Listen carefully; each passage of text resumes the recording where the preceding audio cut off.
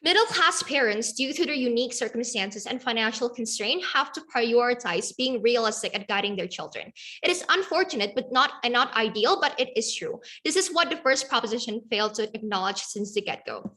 Let me remind you that this is an actor motion, yet if you closely listen to the first speaker of proposition, not once did he tell you why it is the best decision for a middle-class parent to support their child to pursue a career that is fleeting in nature, while making formal education their least priority. We are not debating about parents in general, and the only characterization of middle class family that we got from first speaker of proposition was that middle class has stable income and won't be suffering financially. This is why they fail to contextualize the debate. On our side, note that that doesn't mean we will put an end to the passion of our children. They can do it on the side of their education, let's say making movies or content on weekends, but we should tell them that they need formal education to complement that passion too. Moving on to my rebuttals then. First rebuttal on their claim that success is sure and guaranteed on their side. Two responses to this. Firstly, we believe that the way the Prime Minister portrays the creative skills field is not representative to the reality on the ground. Look at his language. The opportunities for work are evolving. The world values creativity and attention. Although that might be true in some magical small minority, for instances, in most cases, companies will always value traditional majors over creativity. Why is that? Firstly, creative skills are considered lesser in value as they can be learned more easily. Exactly what the Prime Minister said. There are free resources that you can use on YouTube to learn arts, but skills and certification from universities are paid, meaning that they are rarer and more sought after. Secondly, they say, oh, there are free resources online and that you can make a fortune. This is ridiculous. Realistically, the people who are teaching these skills online are not the best at their fields, which is exactly why they are doing YouTube videos instead of working a high level position. It means that you cannot just actually learn much from it. And usually it's very general, like 5 tips to edit or how to make interesting content, but it won't be deep like a paid course like the Juilliard Academy, for example. That means the conclusion is clear. You won't be equipped with enough knowledge to equip you to be a successful content creator. Eventually, you will lose in the competition. Second rebuttal then on their claim that the right way of parenting is to allow their children to do whatever they want.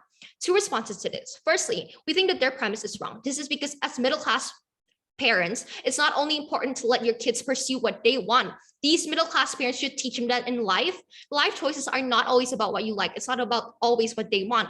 So they can tell them that, like, I know you really love this and I want you to pursue this at some point, but as of now, formal education is as important as what you love. You cannot deprioritize it, but it also doesn't mean that you should stop learning about what you love. Secondly, then, middle-class parents' main job is not merely to maximize the children's potential, like what the Prime Minister said, but to actually lead their children to make decisions that are less risky. Being middle class is not being privileged. That's a misconception from Prime Minister. Being middle class means you still have to look for social mobility. It means you're still living from paycheck to paycheck, and you are still shackled to working on a daily basis while still being exposed to risk, like unable to pay bills or having to go thousands of dollars into debt to fund things like healthcare. Moving on to my setup then. What does the world of opposition look like? Firstly, what are the characteristics of the middle class? The main characteristic that separates the middle class with the rest of the classes is that they can survive, that's for sure. So it's not like they're suffering because most likely they'll have assets, for example, a life with one house and one car. But these people are going through a sandwich generation, meaning that their options are limited because even if they just live a really frugal life, their money is still very tight. This is why it is important for the kids to maximize formal education as a platform for social mobility. Secondly, then on our clarification, this doesn't mean that you are going to be successful if you take formal education compared to if you just pursue digital career paths, because no one can actually guarantee you success, even if you're a Harvard graduate, for example. And we're not saying that these children's skills or what they love should not be pursued. They can still pursue it as a hobby on their side, but don't monetize it. Moving on to my arguments then. Firstly, why supporting the kids to prioritize formal education instead of that said pursuing digital creative skills or career the right choice? Firstly, why as middle-class parents, we need to guide and encourage our children to make a choice that is going to benefit them in the long run. Firstly, we think that parental decisions should be based on the reality of their own family needs. This is unlike the upper class, which they have generational wealth. They could just be living their lives, but the middle class cannot afford that.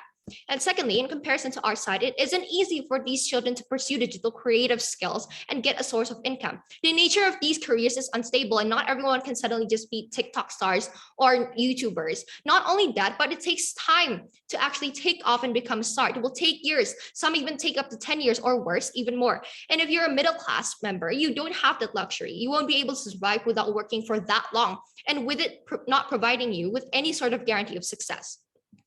Secondly, then, how does this align better with the value of parenting, which clashes with Proposition's argument? As parents from the middle class, we want for our children to do better than ourselves and what we have achieved in the past. Reasons as to why it is better on our side then. We want to protect the kids from the future possibilities of any sort of harm and ensure them to have survivability. This looks like countries in India or Indonesia where parents are expected to keep shelling out money to support their children until at least they're 21 or even later if they want to go for post-graduation.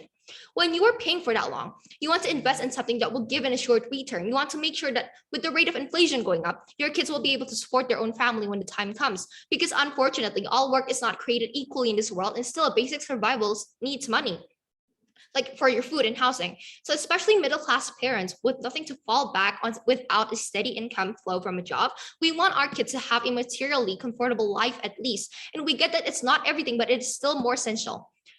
And because with the given current state of the economy, the two fields that have the highest ratio of graduates of the employed with a decent to a very good salary still happen to be formed from like lucrative majors like engineering and medical.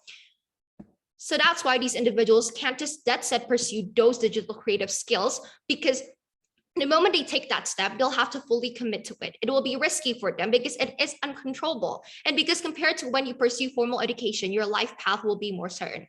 Moving on to my second argument then, why is it good for the sustainability of the children? When we talk about pursuing digital creative skills or career, these are careers like bloggers, online publishers, newsletter authors, podcasters, or YouTubers. Why is it not reliable then? Firstly, this requires you to always be able to conjure up new ideas on how you're going to make your next content and so on. There will be a time when you may run out of ideas, right? Because our creativity is not always guaranteed. For example, if you experience writer's blocks or stress while looking for clients, this is unlike the skills that you have when you just work in the workplace, because these are skills that you won't ever forget. For example, like how to defend a client in court if you're a lawyer. And secondly, it requires the right equipment for each type of content creator that you'll be, which is quite costly. And if you do not have the right amount of money, you won't be able to access these things for you to use to generate income for yourselves. For example, if you're a YouTuber, you need to edit your videos to make it catchy. And if you're a video game streamer, you need a good PC along with like a bunch of other things that are needed to provide a good content. Second layer of analysis then, why is it actually good for the parent and children relationship? There's a different likelihood that's going to happen on our side. On our side, children would not blame their parents for not telling or teaching them certain things, like how they'd ask themselves, why didn't my parents not tell me this? Why didn't they educate me about this earlier? This is because the parents will educate them, and if they're still too stubborn to not listen to their parents and are struggling to get income, they won't be able to blame them. That's why for all of these very important reasons, it is only logical to oppose. Thank you.